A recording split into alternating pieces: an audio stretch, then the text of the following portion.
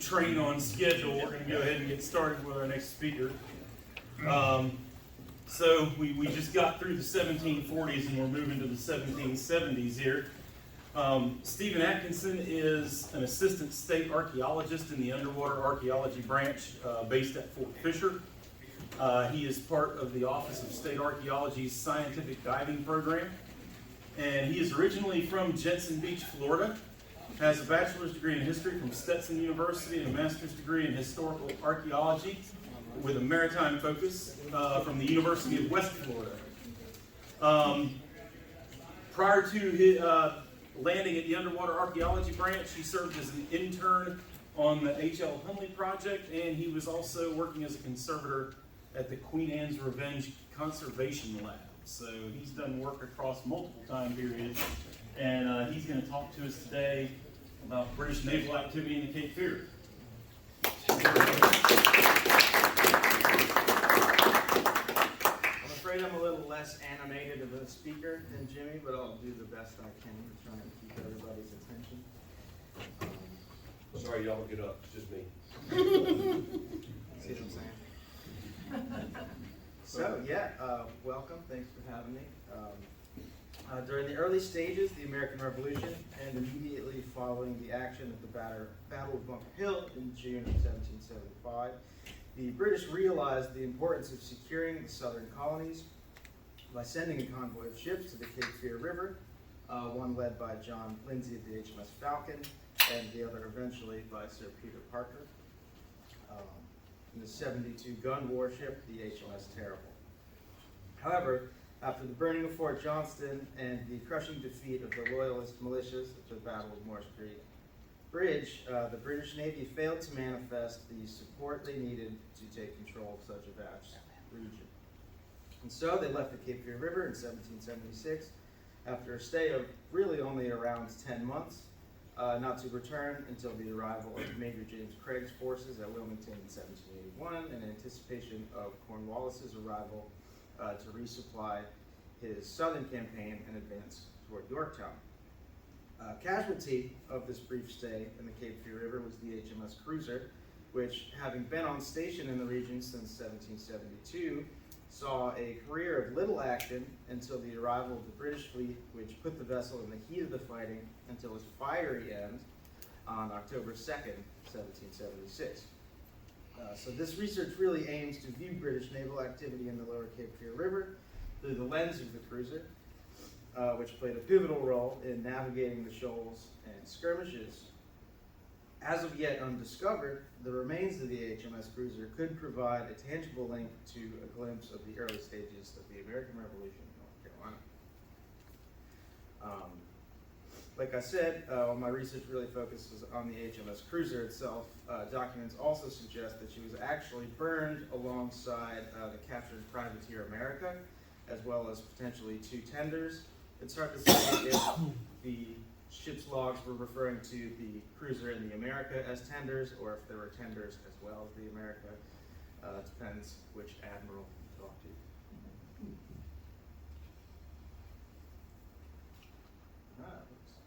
Looks for me, Jim. He warmed it up. So, like I said, we'll be covering 75 and 76, but the story actually begins in 1752. That is when the keel of the HMS Cruiser was laid.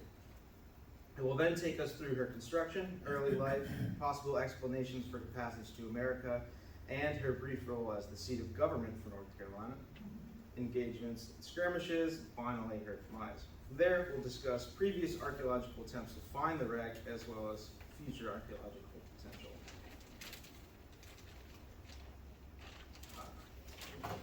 So like I said, the keel of the HMS Cruiser was laid in 1752 in Deptford Dockyards, which is this area here,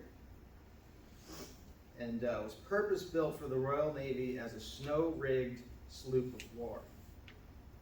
So just to build off what Jimmy said about the nature of sloop. So at least in the British Navy and in maritime terminology at the time, what you would refer to as sloop nowadays is much more akin to this type of vessel right here. It's got a single mast, it's got a fore and aft sail, it can tack fairly close to the wind, and it has a smaller tonnage. It still has a quarterdeck though. But in offhand in the British Navy, when you have a ship that's not rated, so something that the tonnage of a cruiser, these would be a rated ship here, like 1 through 6, depending on tonnage and guns. Sloop kind of became the term that we use ship now. So it's like, oh, it's a sloop, just a sloop. Even though it has, 3 masts and is essentially a brig if it was a merchant. But I digress.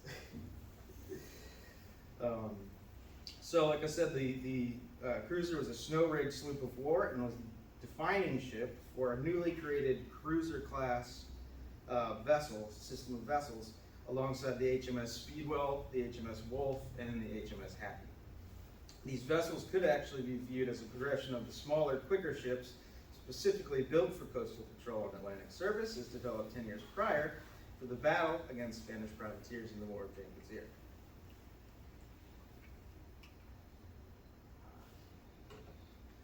So Cruiser itself was about 140 tons, with a keel length of 62 feet 3 inches, 75 feet 6 inches wide at the gun deck.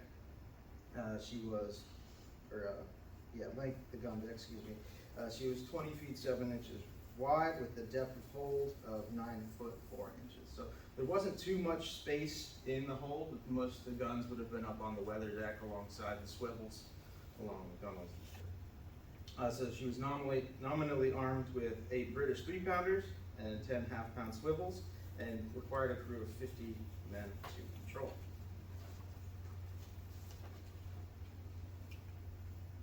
And there she is, HMS Cruizer. So this lines drawing seems to be the only surviving perspective of the ship. As you can see, the plans themselves are pretty damaged. But thankfully, it is one of the most visually important, in my opinion, from an aesthetic standpoint. Now, I very much would have liked to see either a top-down version so I could get an understanding of what a wreck could look like. However, I'm not complaining that I have this at all, which is pretty great. So you can note the gun ports up here. I guess I can use the thing. I'm used to pointing with my hands. Gun ports up here, as well as smaller ports, which are provisions for sweeps. So all the vessels in the cruiser class were set up to be rowed as well. Where did you find it? This was the Greenwich Archives, but they've started digitizing a lot of things. So every now and again, I'll just hop on and start slamming key terms into the search bar and see what comes up. So I got lucky with this one, but I still would, talking with Jimmy earlier, we all want to go over to the UK and stage a raid on the archives in both Kew and Greenwich. So I'm a visual guy, and so I found that a good comparative example to get a good idea of how the cruiser may have looked in the water is the HMS Wolf, which has been adapted into a model kit for hobbyists. At a glance, you can see what makes this vessel so capable with the lower Cape Fear River. It has a fore and aft sail, which, much like a sloop, aids in sailing closer to the wind in tight spaces, as well as the staysail in the center here, a couple staysails. That also aid in sailing closer to the wind. The oars will help fight against prevailing tides or pursue an enemy that isn't capable of fighting the wind or the tides of the Cape Fear region, which can be quite drastic. I think the tidal range of the river itself has got to be, depending on the moon, what would you say, 5 to 8 feet sometimes? Yeah, back then it was 4 to 6. Mm-hmm. Mm-hmm. So the tidal sway is pretty drastic, and the current as well. I am one of the lucky few to have the privilege of swimming around and diving in the Cape Fear River, which I wouldn't recommend if you can avoid it. But it'll rip through there. We have to choose our dives carefully on the slack tide transition between high and low. And that only gives us usually about 45 minutes before it starts tearing through. Okay. So for the next 20 years, the HMS Cruiser seems to have done little else but sit at anchor in the Downs with brief trips to patrol the English Channel. During this time, she had no less than 16 commanders and 18 in total when she was finally burned. It would also seem that through all of these commanders, no one seemed to really take an interest in the maintenance of the vessel, having already achieved a poor state even before crossing the Atlantic, as noted in the ship's log by, at the time, midshipman James Douglas in 1770. He later went on to become an admiral. But this states that essentially he had a survey done of the boatswain and carpenter stores, and on the two outer cables, and all were condemned and were clearly unfit for service. While this set of entries is earlier than the cruiser's time in North America, it's a fascinating insight into the incredible amount of work that it takes to even keep a small vessel like this afloat. You're constantly scraping the decks, paying the seams, tarring the rigging, surveying the lines, refastening the cables, so on, so forth. No idle hands on a British Navy ship. But another telling clue to the state of the cruiser is that almost every single entry in the ship's log, which is only about a month, like 18 days, something that he was in charge, every single one mentions rain. Obviously, it's the UK, it's pretty rainy.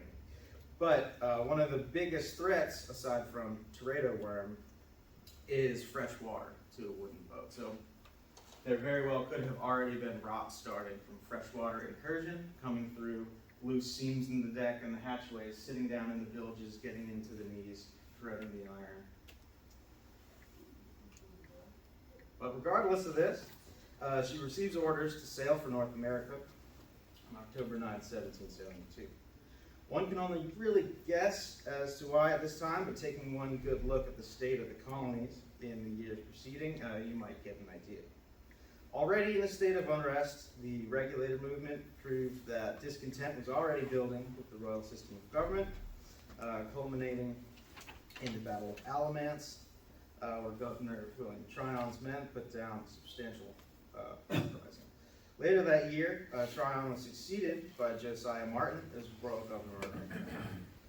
It's possible that a stronger presence had been requested in the region by either governor. Meanwhile, and fast forward a little bit, and be that as it may, not much is known about the following few years, barring future archival research, as the cruiser patrolled its station on the Carolina coast.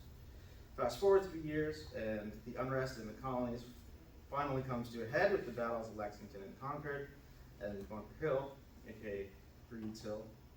And action on Breed's Hill introduces another key player in our story here, the HMS Falcon and Captain John Lindsay. On station in Boston at the time, the Falcon was well situated to provide covering fire for the British troops attempting to take the Patriot fortifications. After receiving 20 men from the Somerset of 64 guns to augment its crew, the Falcon took station off Moulton's Point and soon began firing on the fortifications, continuing well into the afternoon and providing heavy covering fire for the troops landing in Charlestown. After remaining on station along the Massachusetts coast for the remainder of the year, taking numerous Patriot supply ships and undergoing a thorough refit, Lindsay received orders on January 5th to sail for the Cape Fear River, along with 3 infantry transports to rendezvous with the squadron commanded by Sir Peter Parker. The Falcon arrived in February of 1776. You can see in this map of the battle here, I believe this one is Falcon. And this portrait of Lindsay actually hangs in the monument on the top of Bunker Hill.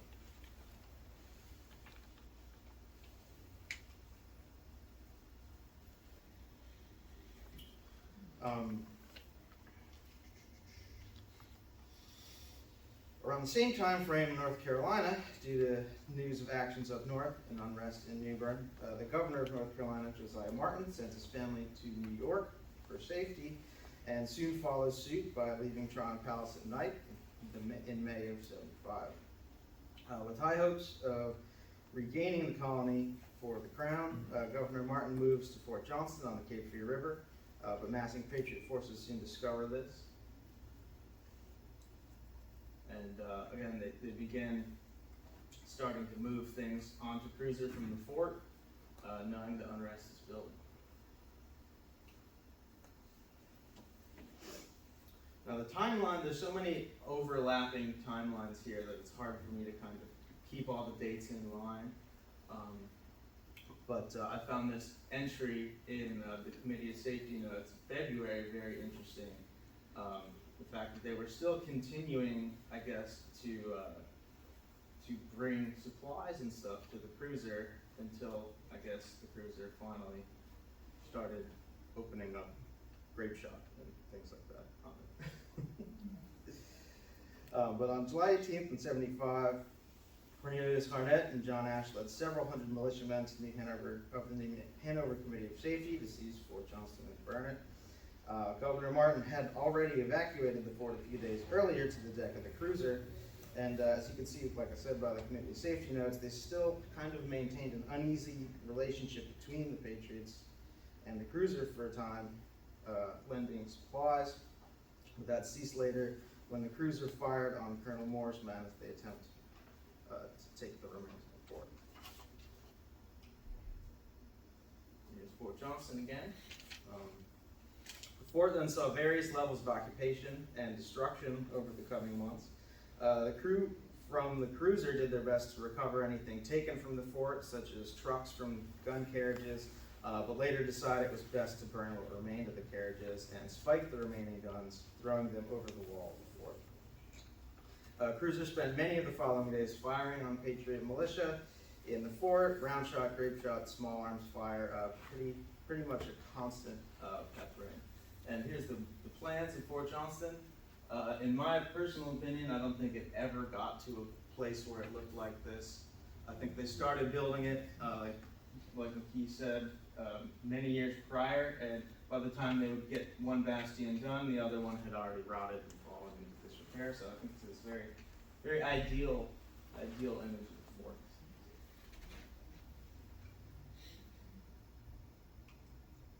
I think they got the front curtain and the two redoubts.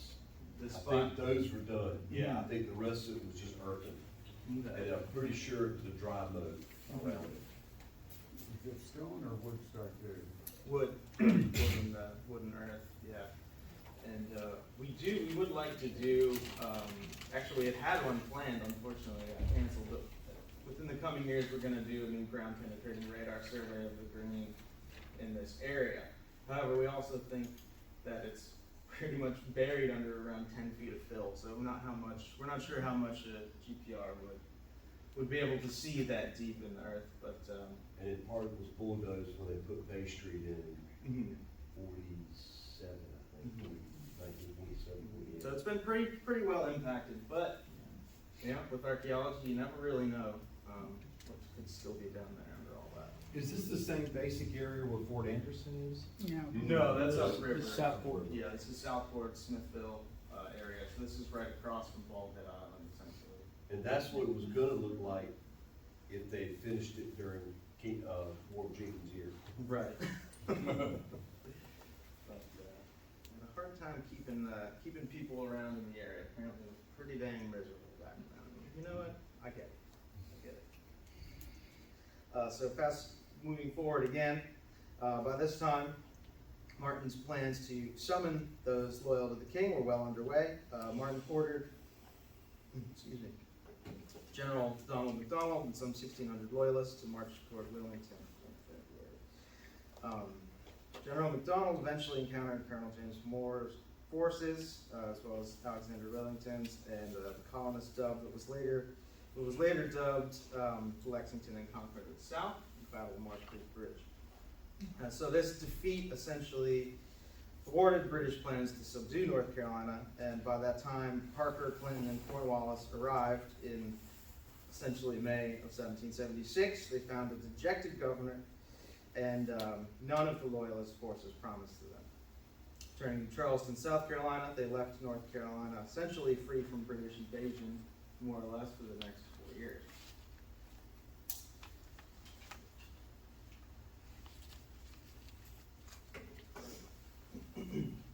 So in March of 76, Clinton and his British ships arrived off the Cape Fear and began staging raids and skirmishes up and down the river, exercising his men and remaining occupied with varying bands of Patriot militia. And There's a lot going on right now in this period of time, in this short period of time, and if I went through every single entry on the timeline, we'd be here for a very long time. So just kind of keeping this particular part slightly simple, but May 3rd, Parker's fleet arrives with Cornwallis to complete the Cape Fear Squadron. The Actian of 28 guns, the Active 14 guns, the Bristol 50 guns, the St. Lawrence 10 guns, the Scorpion and the Solbay 28 guns, the Sphinx, which is 20 guns, the Thetis, O-E-T-I-S, Thetis, 32 guns, the Thunderbomb, which had 8 guns, as well as the Cruiser and the Falcon already on station, plus the Sabella store ship, hospital ship Piggott, 19 assorted transports, ordnance ships, victualers, and to top it all off, the 74-gun HMS Terrible, which was functioning as the flagship of the squadron. Now, the Terrible, I believe, was too big to cross the bar into the mouth of the Cape Fear, so she hung kind of right off shore. But there were Yeah, she in Bristol. Bristol, yeah. So they were using vessels like the Cruiser to ferry everything back and forth between the main storeships. Interestingly enough, the Terrible would remain a key player in the British fleet for the remainder of the war, eventually meeting its end following the Battle of the Chesapeake in 1781, where it was scuttled due to battle damage, apparently with a large cannonball lodged in the base of the mainmast. And apparently it was so soundly built that even in its completely battle-ravaged state, it was nearly impossible to sink, even on its own. Of course, I have to mention shipwrecks in this talk. And to backtrack, the vessel I mentioned earlier, the HMS Somerset, is wrecked off of Cape Cod and is a beach wreck and is periodically uncovered, and you can go see it out there, managed by the National Park Service. But learning of the defeat of the Loyalists at the Battle of Marsby Bridge, the fleet was soon directed south to attack Charleston, South Carolina, leaving a small auxiliary fleet, including the HMS Cruiser, Falcon, as well as and the small garrison at Fort George out on Bullhead Island.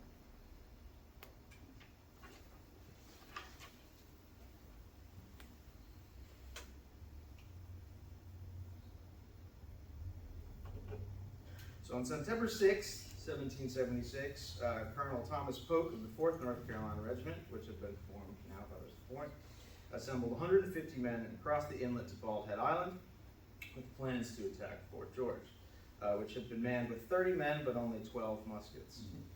Unfortunately, their approach through the woods was discovered by a number of sailors from the Cruiser who ran for cover in the fort, and hearing the skirmish, the Falcon let loose her 6-pounders into the woods in the direction of Polk's men, while Cruiser had 4 of her 3-pounders mounted aboard the HMS Defiance for pursuit.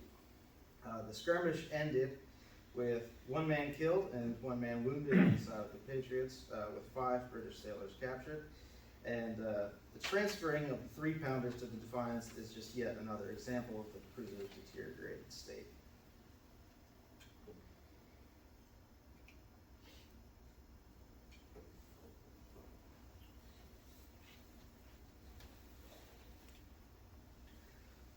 By this time, HMS Falcon and the remainder of the fleet, who had not yet left for South Carolina, received orders to withdraw the garrison at Fort George and return to New York. But the cruiser's pumps were constantly running, and the steady removal and distribution of her stores, it was pretty clear that she could not make that journey. And so Fort George was burned, such as it was as an open fort, to prevent its use by the Patriots, and likewise the cruiser, as well as the privateer America, which was captured earlier, which were both stripped and burned after being determined no longer fit for service, with her stores, ordnance, and crew distributed throughout the squadron for transport. Falcon then sailed for New York with the officers, crew, warrant officers, stores, etc. of the cruiser, arriving in October 19th, 1776. So other documents I found even suggest that the cruiser's anchors were sold at auction, and as well as the rest of the spars and some of the larger kind of admiralty managed materials. Smaller items like stores, usable things, what do you call it, like expendable items like that, would be distributed and used amongst the fleet that was there, but the larger items owned by the Admiralty would have to go up to auction. So, why was Cruizer so decrepit, even though it really hadn't done all that much? Even earlier in the year, Cruizer received orders to sail for Boston, but was unfit to go. So I believe that this is in part due to the age, being laid in 1752, and the probable lack of a coppered bottom. So by this point in the 1770s, it was mandated by the British Admiralty to have copper-sheathed hulls. And what this did was prevent damage from marine boring teredo worms. It also prevented a mass amount of marine growth, barnacles, seaweed, etc., from growing on the hulls, though they tried. And also made the ships a whole lot faster. It's one of the reasons why the British fleet was able to get down to the Chesapeake as quick as it did later in the war. So the early build date of the Cruizer suggests to me that it did not have a copper bottom, so it was probably getting completely devoured by teredo worms, as well as other marine life, marine growth, that type of thing. And as well as, like I mentioned earlier, a lifelong incursion of fresh water. Fresh water is essentially the enemy to all wooden boats, other than, actual enemies with cannons. But spending 20 years sitting in the English rain certainly took its toll on the vessel's knees and frames. Either way, the Cruizer's naval career had come to a close. So, fast forward a lot more. Early archaeological surveys were undertaken to look for the Cruizer, one specific targeted survey. And so while a fair amount of maritime remote sensing surveys have been conducted around Baldhead Island, essentially from the 80s onward, resulting in the discovery of at least 9 submerged archaeological sites in the inlet alone, such as the Ella, which is a blockade runner, and La Rosa, which I believe sank in 1804 or 6. One of those. 6. That one's got an interesting story. As well as many other maritime sites in the Cape Fear River, such as ironclads, more blockade runners, quarantine stations, infrastructure, etc., etc. No known efforts to find the Cruizer really occurred until 2003, when historian John T. Phillips partnered with the Underwater Branch to conduct a magnetometer survey of the potential wreck sites based on the general locations of the British naval ships in the lower Cape Fear at the time, extracted from a number of different ships' logs that he was able to get his hands on. So Phillips did his best to determine the locations of the vessels at anchor that were recording the burning of the Cruizer, as well as attempted to determine where the coastline and the channel would have been at the time. The channel, however, is much different than it was back then, and due to dredging activity and nature itself. And as far as I know, none of the mag targets that they found on the survey were ever ground-truthed by divers.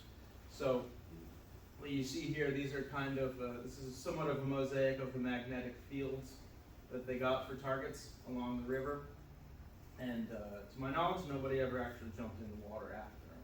But this is one of the maps that Phillips had in his notes that kind of shows where Baldhead is and where the channel was at the time. And I think you can kind of see Solway here, active, I guess, there and there, where he had put them. Sphinx up here, So he was trying to plot where all the ships were based off of the logs here. Other surveys that have been done in the area, which somewhat relevant, but in doing my due diligence, I would like to cover everything that I know has been systematically done here. Many of these surveys here were done due to compliance, which is usually a survey requested by our office before major groundbreaking activities are undertaken. In this case, this sand here was determined good sand to be dredged up and essentially put on the beach side. It's a beach renourishment project. But these projects were undertaken by Dr. Gordon Loth with Tidewater Atlantic Research, primarily, like I said, for sandbar area in 2009 and then an extension in 2014. They performed side scan and magnetometer surveys that discovered a total of 17 magnetic anomalies. 4 of these had a related acoustic signature, and Unfortunately, all the targets appeared to really have just been modern debris, you know, like crab traps, pipes, rods, cable, wire, rope, chain, boat anchors, etc., etc. It's unfortunate. But so this is the survey area, and then this is the extension in 2014. It's all up here, and I'm interested in, like, essentially, Cruizer has the potential to be along this entire stretch of coastline, so it counts as an area survey.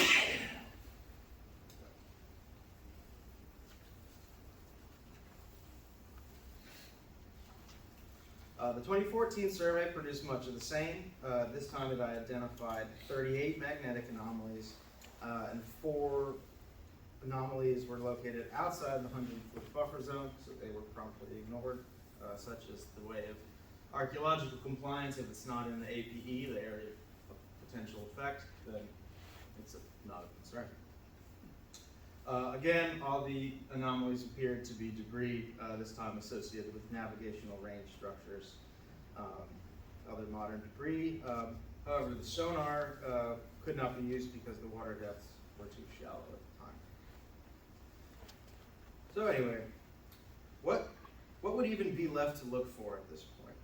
This is something that I go back and forth with my colleagues all the time, with Jimmy all the time about the Fortuna. What would we expect to see on the bottom of the river, if anything at all? Ship's logs indicate that Cruizer was thoroughly stripped of all usable stores, the spars, anchors, blocks, armament, carpenter's goods, essentially anything at all that could be used on other ships. The next question that I'm always asking is, how hauled ashore was it? It was certainly possible to get ships well out of the water for the purposes of careening, like you can see here. They can get pretty substantial ship all the way out to clear the bottom and tar it, scrape it, caulk the seams, do whatever maintenance they need to do. And they wanted to ensure total destruction.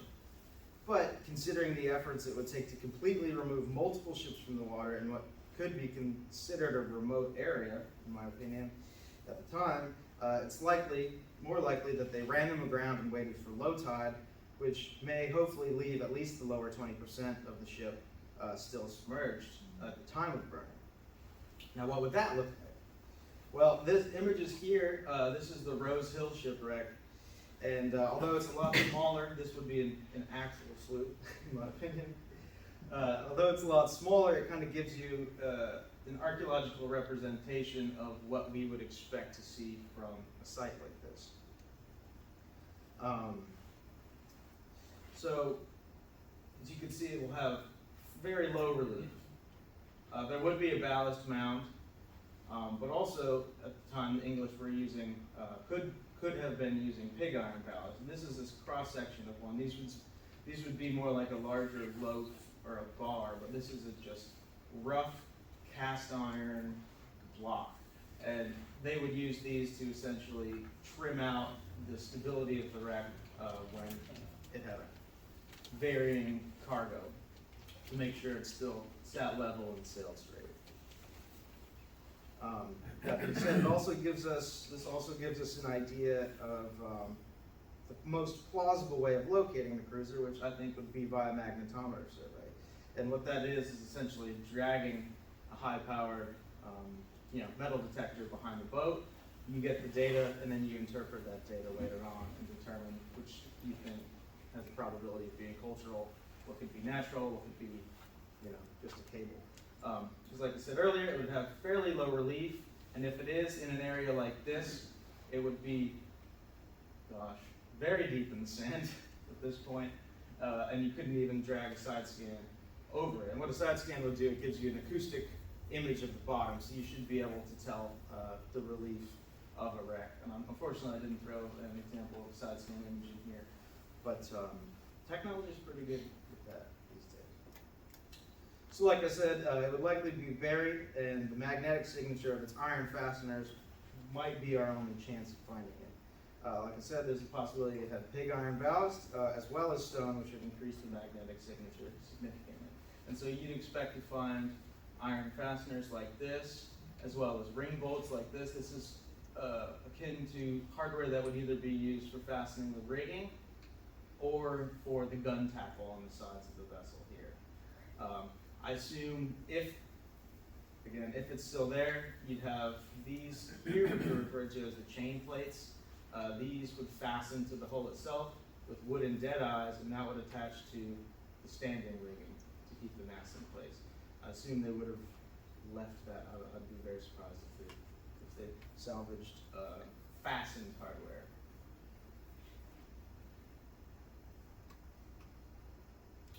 So definition of possible survey areas. Where do we think the cruiser still could be? Like I mentioned, in order to ensure the destruction of the cruiser, the privateer America, and any other small boats they wanted to burn at the time, they would have chosen an area where they could get them high and dry during low tide, but also out of the channel to avoid obstructing their own fleet.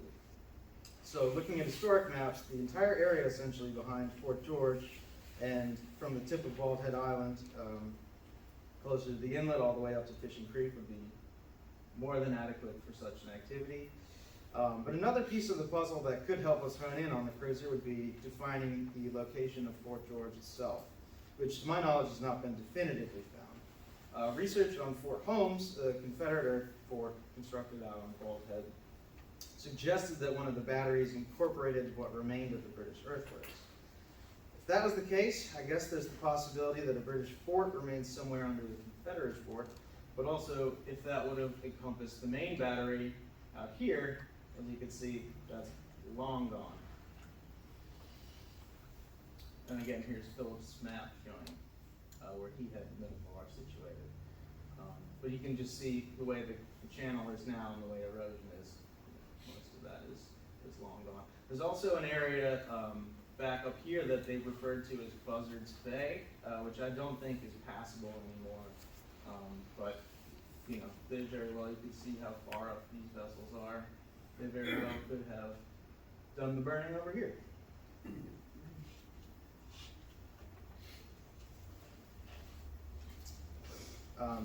With that being said, the Army Corps of Engineers had already began to significantly modify Cape Fear Inlet in the 1860s and 1870s.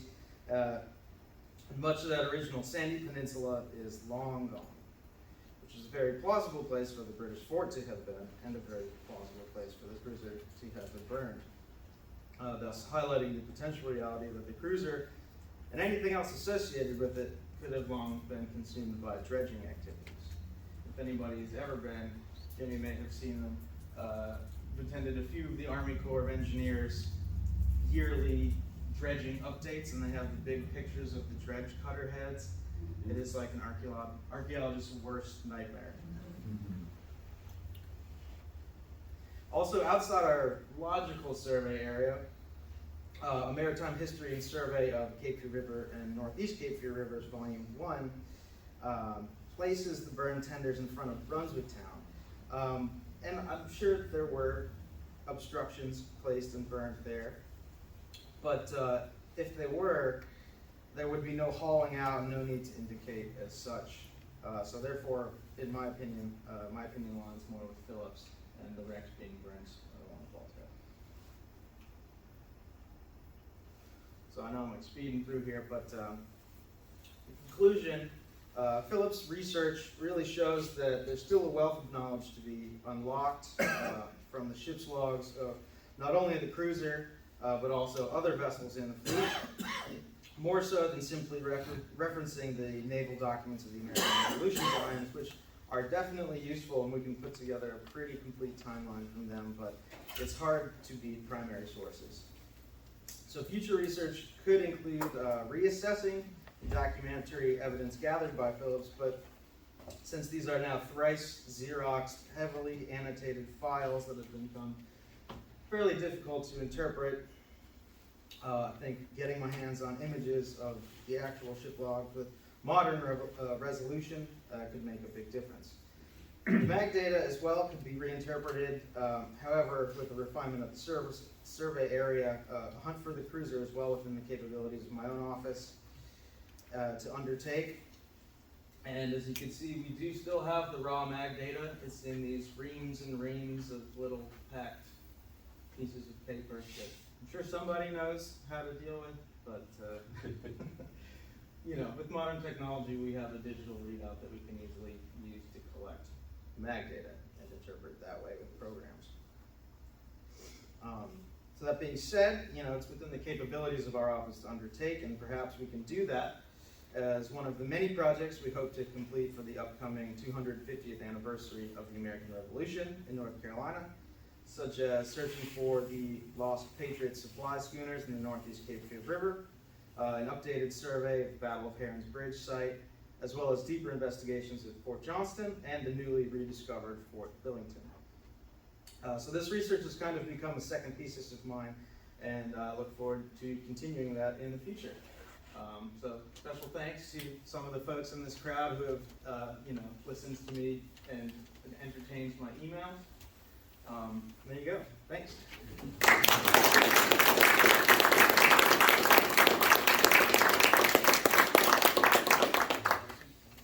A 21st century question, given the realities of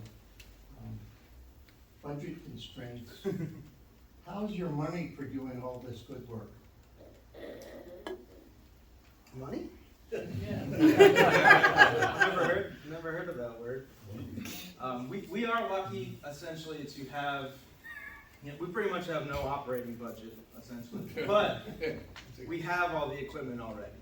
So we have the suite of dive gear, we have boats and magnetometer, we have a side scan. We have everything we need to do it. However, again, funding, there are grants out there I would probably shoot for. We gotta at least put gas in the boat. So.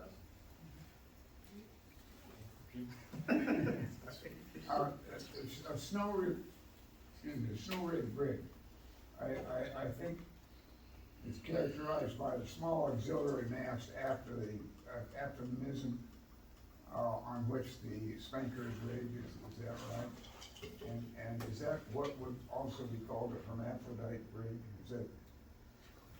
I think you're right, yeah. I don't know the particulars off the top of my head at the moment, but. And it's also a topsail. Mm-hmm. A topsail brig, so. And I believe they could have, I have it memorized. They have the capability of running the large sails off the sides too and going down I was surprised to see that she had so many sweeps. Two questions. Mhm. How large would these vessels become before sweeps would no longer be used? This is In terms probably, of tonnage, I mean. this is probably at the limit of the tonnage, I'd say. Okay, second question. What distinguishes, this vessel has sweeps, what distinguishes this from a galley? Did galleys carry sails? I think, terminology-wise, I think galley is a term that had kind of gone out of fashion, I think, really by this point. And it would be referring to a vessel that was a little bit older. Well, they had galleys at Okokoke during the Revolution. Okay. I think that would be much smaller. Okay. A galley would be lower, narrower, and I think its sweeps would be its primary propulsion, where it would Okay. carry sails as auxiliary propulsion. They would have a much shallower draft. Shallow draft, yeah. I was thinking about what you said, that the cruiser was run aground such that it would be largely exposed at low tide. After it was burned and over the years, would not speculators have come, those that wrecked for casual iron they could pick up? How much of that do you think survived scrap hunters? It's plausible. However, at the time, if you're looking at an environment like this, and if the cruiser is over here, I guess, you could have folks. Brunswick wasn't really occupied at the time. I don't really know how many people were actually down here. So it just wasn't the population to sustain it? I don't think there would be the population to do something like that. I mean, you never know, but I guess if, the vessel would have already been burned, therefore, ostensibly you could have had a ready-made pile of fasteners to scoop up, because if you're going to salvage the iron from a vessel, what you do is burn it. Because you're not going to sit there and take the time to hammer out all the drift pins out of the keel. It's the cost versus labor, I don't think would be worth it, especially if you had to come all the way down to Reelington to do that. And that being said as well, with the dynamics of the environment, I think, you know, if the cruiser was left there alongside the others, at the next high tide, they would have started accruing sand almost immediately. So they would have been a brand new sandbar foundation. Do you have any information on the origin of the name of the term cruiser, which evolved into a term for an independently sailing warship, which evolved into a warship type? Is there any connection there? I'm not sure. I haven't gone down the rabbit hole of the etymology of the name. However, I do believe this is one of the first to be named that. If I may add to yours, what Stephen has done with the research, looking up the cruiser, because I've done the same thing, can be a nightmare. Type in cruiser, C-R-U-I-Z-E-R, and you're not gonna find just HMS Cruiser. They're using that term to describe literally commerce raiders. So that word, if you're just searching for that word, dear God, you're gonna have to go through every single reference. For example, look into the And there's multiple documents of the American parables. Revolution. Yeah. Yeah, the word cruiser doesn't just represent the ship. It's a nightmare. So what Stephen has accomplished with his research is remarkable. Thank you. I think most of the time when the actual cruiser is involved, it is spelled with a Z. Mm-hmm. And that is interchangeable, obviously, but primarily when it has the Z, it's this one. There's other sailing cruisers, like you said. I mean, there's so many of them afterward. Yeah. Stephen, a couple of archaeological surveys were done searching for Fort George. Okay. I was involved with that. John Phillips, Tom Lawfield. Do you know the Phillips that I'm talking about? Yeah, Jim and I both. Is he still around? Oh, yeah. Yeah. He is? Yeah. Okay. I couldn't find any contact. I would have already called the guy if I knew. You know. Anyway, sorry. Yeah. Yeah, We concluded that Fort George, and this is a little off subject, we concluded Fort George was located in what is now the marsh between the lighthouse and Lighthouse Creek. You think so? Okay. Mhm. Yeah. Okay. It's basically just guarding a freshwater hole. Okay. 75 caliber round balls, a 71st Regiment of Foot Button were found in the area of the lighthouse, Like over here. but by all indications, the fort was actually located closer to the creek, which is now a marsh. I mean, that's better news to me than it being swept away. So. No, yeah, it's gonna be closer in, especially if its purpose is to guard a freshwater hole. Mhm. I mean, literally, that's what it was. Right. Supposedly. Right. And it wasn't that big. So that would be. It was a Palisade fort, Yeah. Okay. not an earthen fort. Not really, Palisade. So just wooden. Yeah. Good to know. Anything else? All right. Thanks, everybody.